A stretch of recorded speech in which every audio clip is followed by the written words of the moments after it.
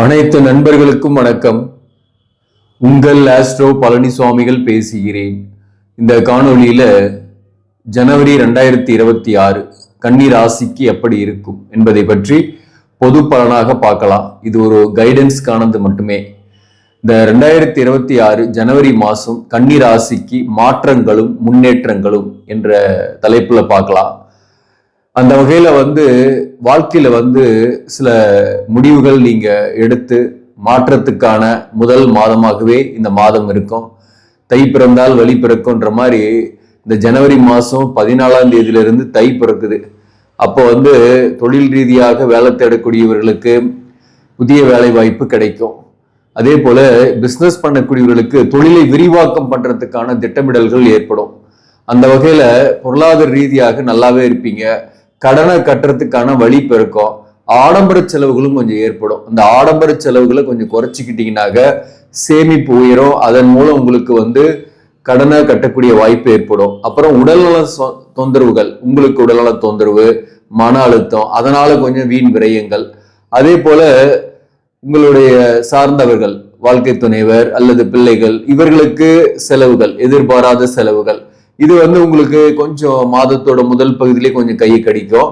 மாதத்தோட பிற்பகுதியிலே அது கொஞ்சம் கையை கடிக்கும். அதனால திட்டமிட்டு செலவு பண்ணீங்கன்னாக்க கடனை ரீபேமெண்ட் பண்ணக்கூடிய வாய்ப்பு இந்த காலகட்டத்தில் உண்டு. கடனை அடைக்கிறதுக்கான வழி பிறக்கும். மேலும் இந்த மாதத்தை பொறுத்தவரையிலும் சூரியனை பொறுத்தவரையிலும் ராசிக்கு 4ஆம் இடத்துல இருக்கிறாரு. 4ஆம் இடத்துல சூரியன் 14ஆம் தேதி வரலும் இருக்கும். அப்போ தாயாரின் உடல்நலத்துல கவனம் செலுத்திங்க. சிறுதூர பயணம் போயிட்டு வருவீங்க. வாழ்க்கை துணைவருடன் அல்லது பிள்ளைகளுடன் ஒரு ஆன்மீக சுற்றுலா கூட போயிட்டு வரக்கூடிய வாய்ப்பு உண்டு. பயணங்கள் ஏற்படும். வீடு அல்லது வாகனம் சம்பந்தமாக செலவுகள் ஏற்படும். புதிதாக வாங்குவீங்க அல்லது அது ஆல்ட்ரேஷன் பண்றது அல்லது வாகனத்துல பழுது அல்லது புதிய வாகனம் வாங்குறது, இந்த மாதிரியான வாய்ப்புகள் இந்த மாதத்துல உண்டு. அதை பயன்படுத்திங்க. சுப செலவுகள் செய்யும் போது ஆட்டோமேட்டிக்கா அசுப செலவுகளுக்கு வேலை இல்லாம போயிடும். அதே போல செவ்வாயும் 4ஆம் இடத்துலதான் இருக்கு. இது ஜனவரி 15ஆம் தேதி வரலும் செவ்வாய் 4ஆம் பாவகத்துல, 8 குடியவன் 4ஆம் பாவகம், 3 குடியவன் 4ஆம் பாவகம். அப்போ நிறைய முயற்சிகளை செய்வீங்க. ஆனா அந்த உறவுகள் சிக்கல்கள் கொஞ்சம் இருக்கும். சில உறவுகள் கணவன் மனைவி நீங்க நல்லாவே சந்தோஷமா இருந்தீங்கன்னா கூட இந்த உறவுகளால சில கருத்து வேறுபாடு வரும். இந்த உறவு சொல்ற விஷயத்தை கேட்காம உறவுகள் உங்க தேர்ட் பர்சன் உறவுகள்னும் போது தேர்ட் பர்சன்ஸ் இன்டர்ஃபியர் கொஞ்சம் இருக்கும். நீங்களும் மற்ற குடும்பத்துல போயிட்டு கருத்து சொல்லாதீங்க. மற்ற ஆட்கள், மற்ற தேர்ட் பர்சனுடைய இன்டர்ஃபியரும் கொஞ்சம் இருக்கும். அதனால கணவன் மனைவிக்குள் என்ன கொஞ்சம் மிஸ் அண்டர்ஸ்டாண்டிங் வரும். பட் ஆனா டைரக்டா நீங்களே உங்க வாழ்க்கை துணையோட பேசி தீர்த்துக்கிட்டீங்கன்னாக்க பிரச்சனை சால்வ் ஆயிடும். அதை 3வது நபர்கிட்ட சொல்லி 3வது நபர் மூலப்படியே பாஸ் ஆயிட்டு இருந்தாக அது குடும்ப வாழ்க்கையில் விரிசலை ஏற்படுத்திடும். இந்த செவ்வாய் 4ஆம் இடத்துல இருக்கிறது உங்களுக்கு நிறைய எக்ஸ்பெக்டேஷனை ஏற்படுத்தும். அந்த எக்ஸ்பெக்டேஷனை குறைச்சிக்கணும் வாழ்க்கை துணை ஒரு வகையில. அதாவது பெரிய அளவுக்கு வாழ்க்கை துணையிட்டு எதிர்பார்க்கலைன்னா உங்களுக்கு பேசிக்கலா கிடைக்கக்கூடிய விஷயங்கள், நல்ல விஷயங்கள் நடந்துகிட்டு தான் இருக்கும். ஆனா அதிகமா எதிர்பார்த்தீங்கன்னா அது கிடைக்காது. அதே போல உடல்நலம் விஷயத்துல கவனம் செலுத்திங்க. சொத்துக்கள் வாங்கக்கூடிய அமைப்புகள் உண்டு. சில பேருக்கு சொத்துக்கள் வாங்கி அதை உங்க பேர்ல ரெஜிஸ்ட்ரேஷன் பண்ணக்கூடிய வாய்ப்பு உண்டு. அல்லது புதிய வீட்டுக்கு குடி போகக்கூடிய வாய்ப்பு சில பேருக்கு உண்டு. அதே போல சுக்கிரனும் 4ஆம் இடத்துல இருக்கிறது நல்லது. திக்பலம், பாக்கியாதிபதி 2 குடியவன் 4ஆம் இடத்துல ஜனவரி 12ஆம் தேதி வரை இருக்கும். அப்போ சுக்கிரன், சூரியன், செவ்வாய் இந்த கிரக சேர்க்கை 4ஆம் பாவகத்தில் இருக்கிறது மேக்சிமம் உங்களுக்கு ஒரு மாற்றத்தை ஏற்படுத்தும். ஏன்னா இந்த 3 கிரகமும் அப்படியே 10ஆம் இடத்தை பார்க்கும், தொழில் ஸ்தானத்தை பார்க்கும். தொழில் ஸ்தானத்துல குரு இருந்து வக்கரமாயிருக்கு. இந்த குரு வக்கரமா இருக்கிறது கன்னிராசிக்கு நல்லதுன்னு நாம ஏற்கனவே சொல்லியிருக்கிறேன். 10ஆம் இடத்துல குரு வக்கரம் பெற்று இருக்கிறதுனால தொழிலில் புது புது ஐடியாக்களை புகுத்தி அதை வேற லெவல்ல நீங்க கொண்டு போறதுக்கான வாய்ப்பு உண்டு பிசினஸ் பண்ணக்கூடியவர்களுக்கு. அப்போ பாத்தீங்கன்னாக்க வருமானம் கூடுதலாகவே கிடைக்கும். வேலை பார்க்கக்கூடியவர்களுக்கும் வேலை வாய்ப்பு கிடைக்கும். மேலதிகாரிகளுடைய பாராட்டு கிடைக்கும். ஆனா உடன் பணிபுரிவர்களோட பொறாமை, போட்டி போன்றவை இந்த காலகட்டத்தில் இருக்கும். உடன் பணிபுரிவர்கிட்ட எதையும் வெளிப்படையா சொல்லாதீங்க. அவங்களால உங்களுக்கு கொஞ்சம் மன சங்கடங்கள் வரலாம். அதே போல சூரியனும் குருவும் சமசமமா பார்த்துக்கினாவே தொழில ஒரு உயர் பதவிக்கு எதிர்பார்க்கிறவங்க, ப்ரொமோஷன் எதிர்பார்க்கிறவங்களுக்கு எல்லாம் ப்ரொமோஷன் கிடைக்கக்கூடிய வாய்ப்பு உண்டு. அரசு பணியில இருக்கீங்க அப்படின்னாக்க ப்ரொமோஷனுக்கு எதிர்பார்க்கறீங்கன்னா ப்ரொமோஷனுக்கு வாய்ப்பு உண்டு. இந்த செவ்வாயும் குருவும் சமசமமா பார்க்கும்போது அது குருமங்கள யோகத்தை ஏற்படுத்துது. அப்போ சொத்துக்கள் மூலம் ஆதாயம், பூர்வீக சொத்து, அல்லது நீங்களே சொத்து வாங்கக்கூடிய ஆதாயம். சுக்கிரனும் குருவும் சமசப்தமா பார்க்கும்போது என்ன ஆகும்? வருமானம் வரும். ஆனா சின்ன சின்ன வாழ்க்கை துணைவருடன் ஒரு கருத்து வேறுபாடும் இருக்கும். அது யாரால ஏற்படும் என்றால் உடன் இருக்கக்கூடிய உறவுகளால அல்லது மூன்றாவது நபர்களால ஏற்படும். அதுல மட்டும் நீங்க கொஞ்சம் கவனமா இருங்க. அதே போல சனியை பொறுத்தவரை 7ஆம் இடத்துலதான் இருக்கு, கண்டகச்சனி. ஜனவரி 21 வரலும் புரட்டாதி 4ஆம் பாதத்தில் இருக்கும், அப்புறம் உத்திரட்டாதி 1ஆம் பாதத்துக்கு போயிடுது.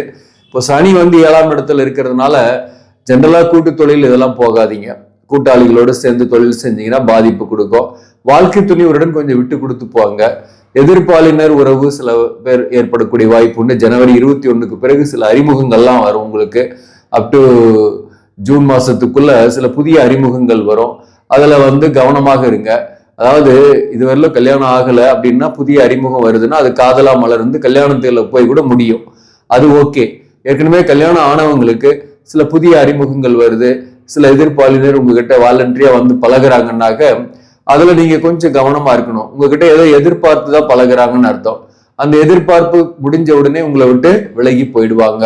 அதனால கொஞ்சம் இந்த விஷயங்கள்ல மேரிட் ஆனவங்க கொஞ்சம் கவனமா இருங்க. குரு பகவான் இருக்கக்கூடியது வக்கரம் பெற்று இருக்கிறதுனால தொழிலில் இருக்கக்கூடிய அன்சாட்டிஸ்பேக்ஷன் நீங்கும். இன்ட்ரெஸ்டா ஒர்க் பண்ணுவீங்க, பேஷனா எடுத்துக்கிட்டு ஒர்க் பண்ணுவீங்க. அதன் மூலம் தொழில முன்னேற்றம் உண்டு. அதனாலதான் மாற்றங்களும் முன்னேற்றங்களும் இந்த மாதம் அப்படின்னு நம்ம சொன்னது. ஜனவரி 14ஆம் தேதி சூரியன் 5ஆம் பாவகத்துக்கு வந்துடும். ஜனவரி 15ஆம் தேதி செவ்வாய் 5ஆம் பாவகத்துல வந்துருது. ஜனவரி 12ஆம் தேதி சுக்கிரன் 5ஆம் பாவகத்துக்கு வந்துருது. ராசியாதிபதியாக வரக்கூடிய புதன் மட்டும் 4ஆம் பாவகத்திலேயே தான் இருக்கும் மாதம் ஃபுல்லாவே. மாதம் ஆரம்பத்திலிருந்து கடைசி வரலும் புதன் 4ஆம் பாவகத்தில் இருக்கிறது. படிக்கக்கூடிய மாணவர்களுக்குலாம் நல்ல ஒரு முன்னேற்றம். கல்வியில இருக்கக்கூடிய தடைகள் நீங்கும். இத்தனை நாளாக இருந்து சில தடைகள் நீங்கி நல்ல கான்சன்ட்ரேஷன் ஏற்படும். அரசு தேர்வு எழுதுறீங்கன்னா அதுல வெற்றி அடையக்கூடிய வாய்ப்பு உண்டு. உங்க சுய ஜாதகத்துல அந்த கவர்மெண்ட் வேலைக்கு போகக்கூடிய பிராப்தம் இருக்கக்கூடியவர்களுக்கு வெற்றி அடையக்கூடிய வாய்ப்பு உண்டு. அதே போல இந்த 5ஆம் பாவகத்துல செவ்வாய், சூரியன், சுக்கிரன் இந்த கிரக சேர்க்கை புத்திஸ்தானம், பூர்வ புண்ணியஸ்தானம், புத்திரபாக்கியத்தை சொல்லக்கூடிய இடத்துல இந்த செவ்வாய், சூரியன், சுக்கிரன் சேரும் போது சில பேருக்கு புத்திரபாக்கியத்திற்கான வாய்ப்பு உண்டு. மருத்துவ ட்ரீட்மெண்ட் எடுத்துட்டு இருக்கிறீங்க அப்படின்னாக்க அதுல ஒரு நல்ல செய்திகள் வரக்கூடிய வாய்ப்பு உண்டு. அல்லது புத்திரர்கள் வகையில் உங்களுக்கு செலவுகள் உண்டு. அல்லது புத்திரபாக்கியத்துக்காக மருத்துவ செலவு எடுக்கக்கூடிய வாய்ப்புகள் உண்டு. அதே போல புத்திரர்கள் வகையில சுப செலவுகள் ஏற்படும். புத்திரர்களுக்காக, அதாவது பிள்ளைங்களுக்காக நீங்க திடீர்னு ஏதாவது பொருள் வாங்கி கொடுக்கலாம், அல்லது அவங்களுக்காக கோர்ஸ் ஃபீஸ் கட்டலாம். அந்த மாதிரி ஏதாவது ஒரு செலவுகள் வரும். செவ்வாயும் அங்க உச்சம் பெறாரு. 8 குடியவன் 3 குடியவன் உச்சம் பெறும் போது தொலைதூர பயணங்கள் கூட சில பேருக்கு சாத்தியமாக இருக்கும். பூர்வீகத்துக்கு வரக்கூடிய வாய்ப்பு சில பேருக்கு ஏற்படும். வெளிநாட்டுல இருக்கக்கூடியவர்கள் போகக்கூடிய வாய்ப்பு உண்டு. 5ஆம் இடத்துல செவ்வாய் இருக்கும்போது கொஞ்சம் கோபம், டென்ஷன்லாம் அதிகமாக இருக்கும்.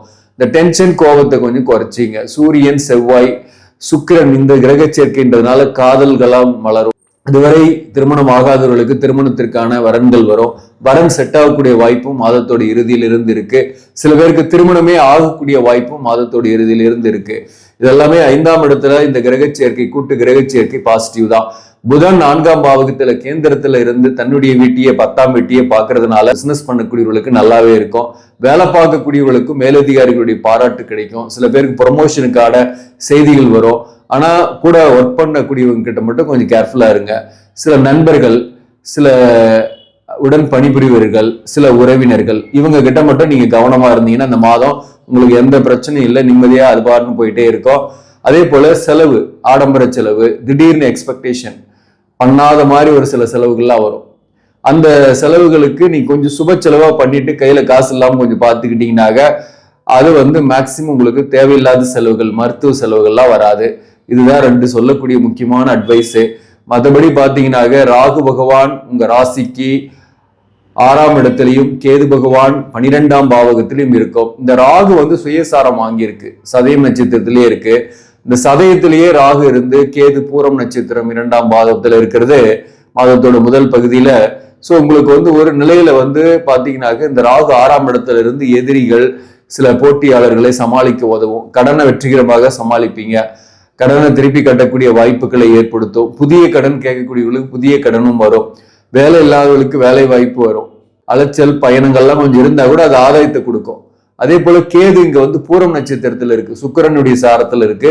இந்த சுக்கிரன் மாதத்தோட முதல் பகுதியில 4ஆம் இடத்துல இருக்கிறதுனால வீடு வாகன சம்பந்தமாக சுப விரயங்கள் ஏற்படும். அப்போ வாங்குறதோ அல்லது ரிப்பேர் பண்றதோ அல்லது வாகன மாற்றமோ ஏற்படக்கூடிய வாய்ப்பெல்லாம் இந்த காலகட்டத்தில் உண்டு. ஸோ விரயஸ்தானத்துல கேது இருக்கிறது சுப விரயங்களை நிறையவே ஏற்படுத்தும். அதெல்லாம் யோசிக்காம செஞ்சிருக்கு.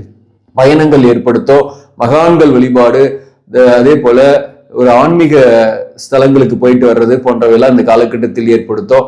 அதெல்லாமே உங்களுக்கு நன்மைகளை கொடுக்கும். இந்த மாதத்தை பொறுத்தவரையிலும் இந்த மாதத்தை பொறுத்தவரை எந்தெந்த தொழிலில் இருப்பவர்களுக்கு எல்லாம் சிறப்பாக இருக்குன்னாக்க நிதித்துறை, அக்கௌண்ட்ஸ், பேங்கிங்ல இருக்கக்கூடியவர்கள், அதே போல வாக்கால் பிழைக்கக்கூடிய தொழில் செய்யக்கூடியவர்கள், ஐடி, கம்ப்யூட்டர், புத்தியால் பிழைக்கக்கூடியவர்களுக்கு இந்த மாதம் சிறப்பான மாதமாகவே இருக்கும். அதே போல கன்ஸ்ட்ரக்ஷன், ரியல் எஸ்டேட்டு, கட்டுமானம், இந்த மாதிரியான எலக்ட்ரிக்கல், எலக்ட்ரானிக்ஸ் இந்த துறைகளில் இருப்பவர்களுக்கும் நல்ல ஒரு முன்னேற்றங்கள் ஏற்படும். வருமானம் கூடுதலாக கிடைக்கும். புதிதாக வேலை தேடக்கூடியவர்களுக்கு உறுதியாக வேலை கிடைக்கும். பிரைவேட் வேலையாவது சொல்ற முயற்சி பண்ணுங்க, கண்டிப்பாக கிடைக்கும். அரசு பணிக்கு போகணும்னா உங்க ஜாதகத்துல அந்த பிராப்தம் இருக்கணும், இருந்தாக வெற்றி அடைய முடியும். அந்த எக்ஸாம்ல அதுக்கான வாய்ப்பு இந்த மாதத்துல இருக்கு. இந்த மாதத்தை பொறுத்தவரை நீங்கள் வழிபட வேண்டிய தெய்வம் புதன்கிழமையில நீங்க பெருமாள் கோயிலுக்கு போயிட்டு வாங்க. புதன்கிழமையில லட்சுமி நரசிம்மர் வழிபாடு செய்யலாம், அல்லது அருகாமையிலே இருக்கக்கூடிய பெருமாள் கோயில் போயிட்டு பெருமாளை தரிசிச்சுட்டு வாங்க. இந்த ஆண்டு சிறப்பாக இருக்கும், இந்த மாதமும் சிறப்பாக இருக்கும். ஆக நண்பர்களே, இந்த பதிவு உங்களுக்கு பிடிச்சிருந்தாக லைக் பண்ணுங்க, இதை மற்றவர்களுக்கும் ஷேர் பண்ணுங்க. இன்னும் நம்ம சேனலை சப்ஸ்கிரைப் பண்ணாம பாக்குறவங்க சப்ஸ்கிரைப் பண்ணி கண்டினியூ பண்ணுங்க. இதன் மூலம் உங்களுக்கு ஒரு சரியான ஜோதிட தகவல்களும் ஆன்மீக தகவல்களும் கிடைக்கும். நன்றி, வணக்கம்.